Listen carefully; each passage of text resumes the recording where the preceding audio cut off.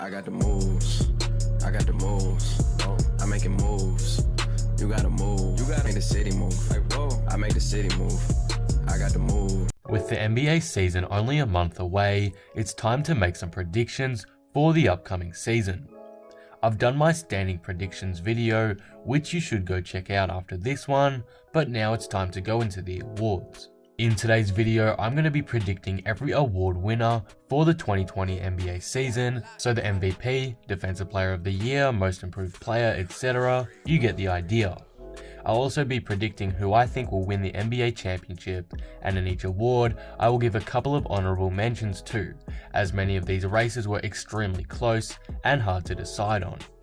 Anyway, if you're new here and enjoy the video, be sure to subscribe for more NBA content. We are getting so close to 6k, we're like 5 away right now, so if you do hit the subscribe button, I really do appreciate it, it means so much. But with that being said, let's get right into these predictions. Sixth Man of the Year, Fred VanVleet, Toronto Raptors.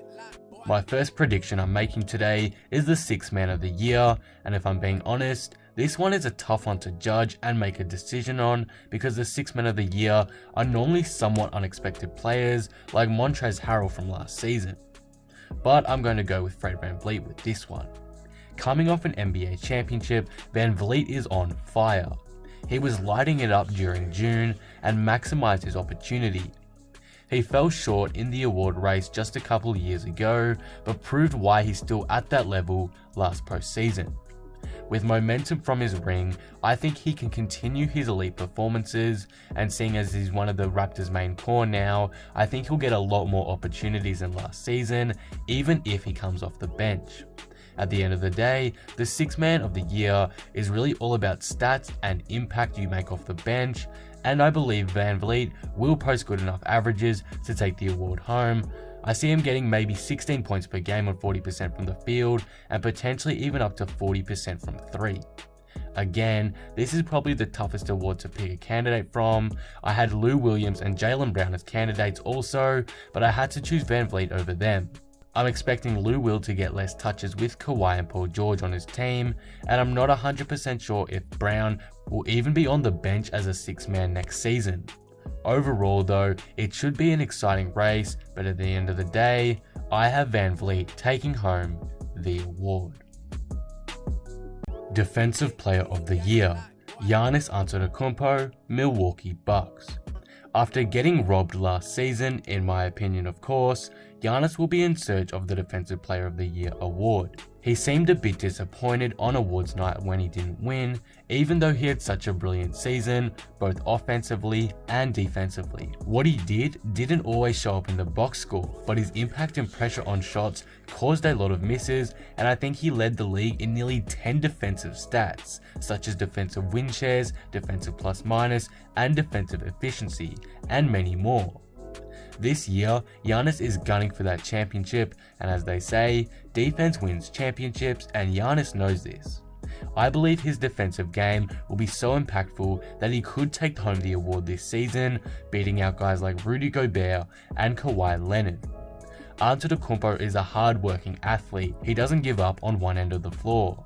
For this reason, as well as the others I just listed, I have him winning the Defensive Player of the Year in 2020, probably closely followed by Rudy Gobert, as he's always in the race.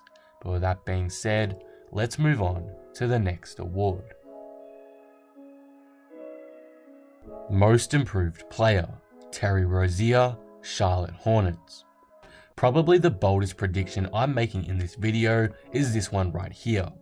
Yes, I have Terry Rozier winning the Most Improved Player award. The Charlotte Hornets probably made the dumbest free agency decision this offseason, signing Terry Rozier, a near-average bench player from the Celtics, to an expensive multi-year deal. The Hornets have pretty much doomed themselves from competing in the playoffs for at least 5 years now, unless a miracle happens, but let's ignore all of that for a second. Let's forget about the contract, let's forget about the attitude, let's forget about how little he'll impact this team. Let's look at the situation he's in. For years, Terry Rozier has been begging to have a starting role on an NBA team to be the main ball handler and point guard for a team. In Charlotte, he's now getting this opportunity. If he makes the most of it, he could legitimately be a 20 points per game scorer next season. Does this mean the Hornets will win a lot? Absolutely not. But my man Terry Rozier, a 9 points per game role player, is about to be the #1 option on the worst team in the NBA. If that's not an opportunity to improve your stats, I don't know what is. Remember now, the most improved player goes to a guy who leaps into all-star caliber play and tremendously upgrades their stats. If everything goes right, Terry Rozier can easily do that. Maybe not all-star caliber player, but certainly a solid scorer. At worst, I see Rozier averaging 16 and 5, which is still a 7-point increase and 2 assist increase. Everyone is clowning the Hornets right now, which is fair, but let's not overlook what Rozier may do due to this. Rozier is obviously not the only player in the running for this award though. Off the top of my head, I could name at least 15 guys who could take it. Guys like Lonzo, Ingram, Jaren Jackson Jr., Siakam, Tatum, Jaylen Brown, etc. But out of everyone, the guy who is ready to boost his stats the most is Terry Rozier. Again, a bit of a bold prediction. Rozier could easily be a scrub like everyone says, but don't count him out. That's all I'm going to say. Rookie of the Year, Ja Morant, Memphis Grizzlies. Like many people predict, this race will come down to Ja Morant and Zion Williamson, but I personally think Ja will take this over Zion. Morant has a bigger and better chance to star next season than Zion, just based on his team and his supporting cast and the role he will have. He's probably going to immediately become the #1 option and ball handler. Yes, the Grizzlies will probably lose a lot more games than the Pelicans, but when it comes down to it, the Rookie of the Year is about stats. There are other factors too, obviously, but stats are the main thing, like wins are for MVP. Ja Morant is the leader, #1 guy, and at least for the start of the season, Zion won't be getting that opportunity. Yes, he might get a lot more minutes to finish the season, but as we saw last season, Doncic had an amazing rookie year throughout, whilst Trae Young had an amazing half year. If Zion has a slow start to his rookie season and Morant is great the whole way through, Ja Morant might just have enough in his case to snatch the award off of him. I'm not going to go in too much depth here now, as I have a full video dedicated to this topic, so go check that out now after this one. But with that said, let's move on to the MVP award. Most Valuable Player, Stephen Curry, Golden State Warriors. Even though they lost Kevin Durant, the Warriors will still be a serious threat next season, mainly due to Stephen Curry. I have high expectations for him, and I believe Curry could go off next season and have a similar year to 2016.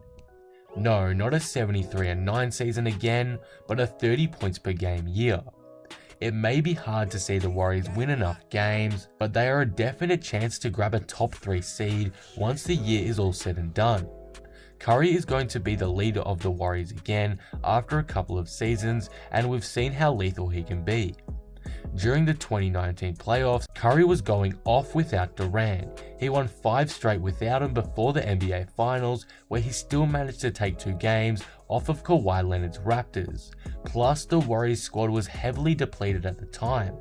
Curry isn't the only guy in this conversation. I very nearly put Giannis as my winner, and I expect LeBron to also be in the race as well. But all I will say is this: if Curry and D'Angelo work out, the Warriors are going to be deadly, and Steph will be the one leading the way. Expect a huge season from him. He's up for the challenge. We'll just have to wait and see how he performs, and if he can win enough games to secure it. That's the only issue I have right now. 2020 NBA Champions, the Los Angeles Clippers. And finally, I predict the Los Angeles Clippers to win the 2020 NBA Championship. The Clippers did what seemed impossible this offseason, as they not only signed Kawhi Leonard but also traded for Paul George. This is the Clippers' year to shine. Their roster is absolutely amazing, with guys like Lou Williams, Montrezl Harrell, etc. backing up the superstars leading the team. This team is so good and the depth is just insane. Even though I'm a Rockets fan, I'm extremely excited to see the Clippers play next season, and I truly believe they will be the team to go all the way. It won't be without a fight though. Teams like the Lakers and Bucks, maybe even the 76ers are all within a chance. It all comes down to who you ask, and for me, it's the Clippers who will go on to win it all next season. But that will conclude my early award predictions for the 2020 NBA season. What do you guys think of them? Do you agree with them? Where did I go wrong? Let me know all your thoughts in the comments below, as well as your predictions for all the awards I listed. If you enjoyed the video, be sure to drop it a like and subscribe. We are so close to 6K, it's unreal. I can't thank you all enough for the support. But with that being said, I am out. Peace.